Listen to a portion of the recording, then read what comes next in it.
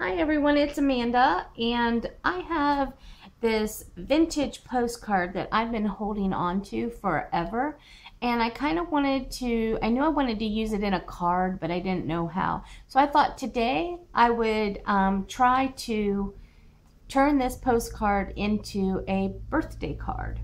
So let me pull it out of this protective sleeve. I purchased this, I think I bought it in a stack of old postcards, and it was like, I don't know, 50 cents, 25 cents, I don't know, but I'm going to put it up close to you so you can see the detail. And you can see that there is some dimension to the flowers there. And then on the back, it says Dalton, Ohio. At first I thought it was Dayton, but it looks like Dalton. There's an L instead of a Y. And this is from 1908.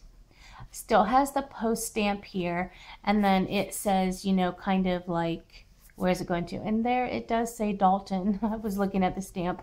I'm a dork sometimes, but anyway, very lightly you can see it says birthday greetings down there at the bottom.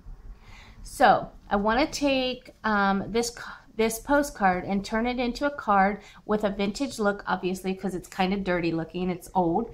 It's over 100 years old. And I pulled out some supplies to kind of give me some inspiration. I've got some enamel dots here, and I've got some just little sayings and quotes if I want to put something like that on there.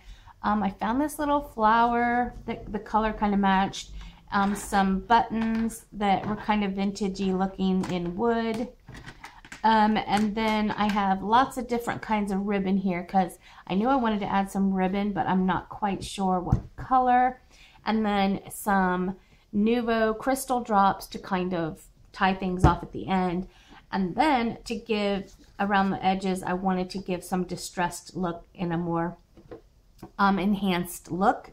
So I had two of them pulled out. One was the peeled paint in kind of a green color, and then one was vintage photo. So I went and I did a sample test, and I put the peeled paint on one side here and the vintage photo on this side, and then I tried to combine them on the end.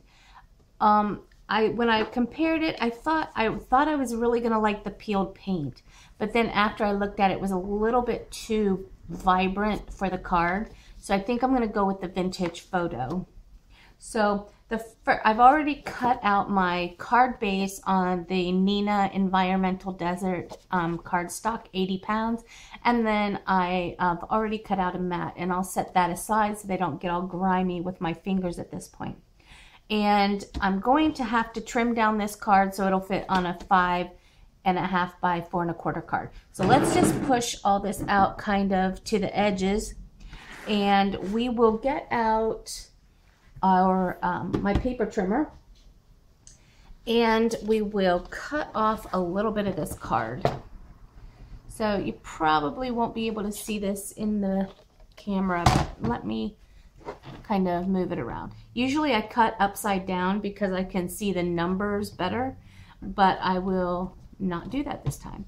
So this card measures about, I would say it's about 5.5 inches exactly.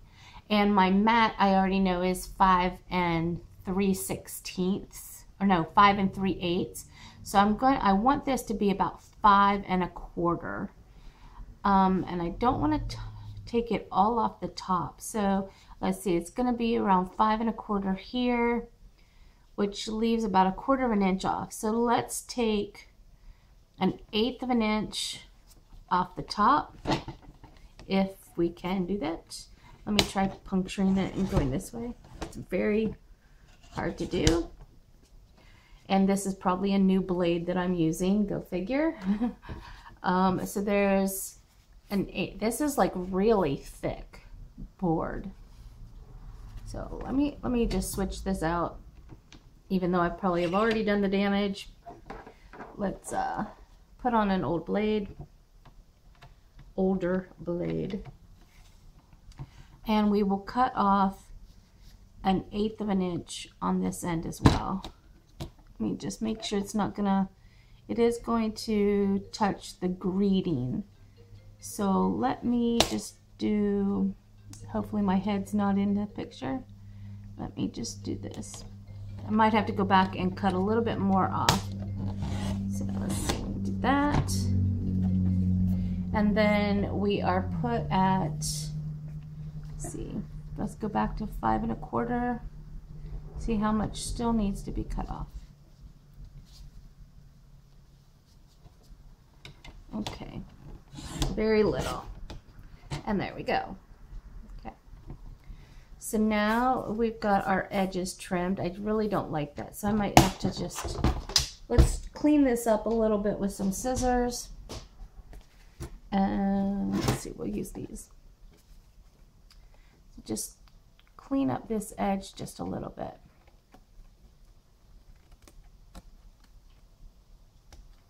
There we go. Now it's a little off balance there. There we are. Just do that. And that looks fine. Okay. So let's clear all this away. Get that trash off there, off my work table that is so stained and dirty anyway, but that's all right. So now we have our postcard trimmed to the size we want it. I'm going to take out my distress, Tim Holtz Distress ink, and we're just going to add it to the edges. I'm a very heavy-handed inker, so I like for it to show. And I like when I'm doing vintagey stuff, I like it to look messy. Because I'm either going to go super clean with the white paper and everything, or I'm going to go messy. And I want this one to look messy. In fact, I'm going to just take a little bit on the stems, bring out some of that color, like that. And then I'm just going to go slightly over the birthday greeting. See if we can pop that color, or pop that out a little bit more. So, can you see how that shows up a little bit more? And then I'm just going to go over the whole card a little bit. And I don't know about you, but I like the looks where it, you know, see how that's a little more distressed than other areas? I just love that look. And then so that our matting doesn't look so out of place, let's just do a little bit here. I'm not going to be quite as messy, but I really don't care if I am. Well, I lied because that got all messy. But that's all right. It's just fine. To me, it's fine. Okay, so we're done with that. And let's see how it's going to look on the card base. Okay, so this is the mat and this is the card. And honestly, if I was just to leave it right like this, I would be just fine with it. I think it's beautiful. I think it's vintagey and cool, but let's see if we can make it pop just a little bit more. So I'm going to go ahead and glue this down to the card base because I'm going to like what they call dry place as I go along, just to see how it fits when I'm going through, and I don't want this to move. Let's see, okay. And I just kind of eyeball it. There we go. Looks like my paper might be a little bit off on the side, so I'm going to trim that up some. I find that sometimes the paper comes out like it's not exactly straight, so that works really well. Now, what can we do? I want to add some ribbon right around the bottom, so I want to have a bow. I've got some green, so I was thinking maybe some sagey look, but it's not. I don't like it. I have some twine, and I have a siren going past my road, so you may not be able to hear me for a minute. But I also have this, it looks kind of like rope, and more twine. And then I have something that I thought maybe this would bring out the color, but I'm not sure I like that yet. Then I have some cream color. And then I have this from Michaels, which I think I'm going to like this one the best because it's it's still a very neutral color, but it's not as bright as, because this is also an ecru, but it's a darker ecru, so you can see the difference there. So I'm going to use this. So I'm going to go with this ecru color because I like it, and I'm going to just wrap it around the back and make a little, I think just a little bow here on the side. Just on the side of the card. And I want to put just a little bit of adhesive back here and attach it that way. And then let's see how much we need here, and we can cut. Just cut it there.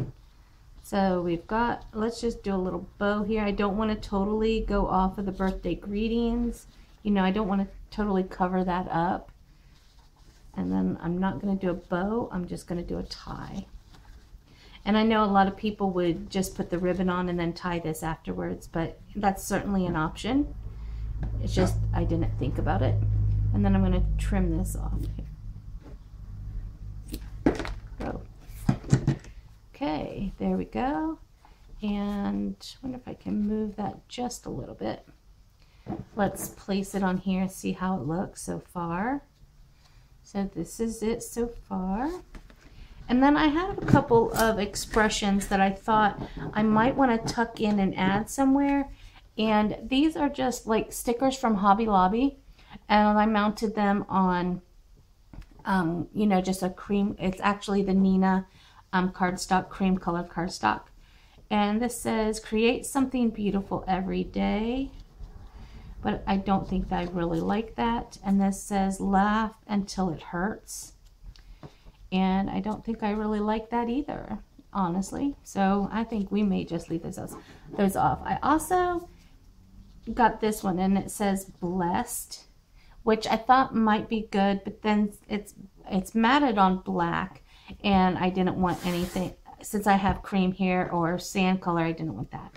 So those are a no. I'm just running through all my little embellishments here and just knocking them off one at a time that I don't like. So let's see about some buttons. Not giving up yet on my ephemera. I'm sure I can find something that I like here. This one, maybe. Tuck that down in there. Since it's a birthday, maybe. Maybe I like the darker color. I don't know. Not sure I'm gonna like a button since I have that there, and I know I'm not gonna want it up here. Maybe this is gonna be a case of simpler is best. It's a possibility.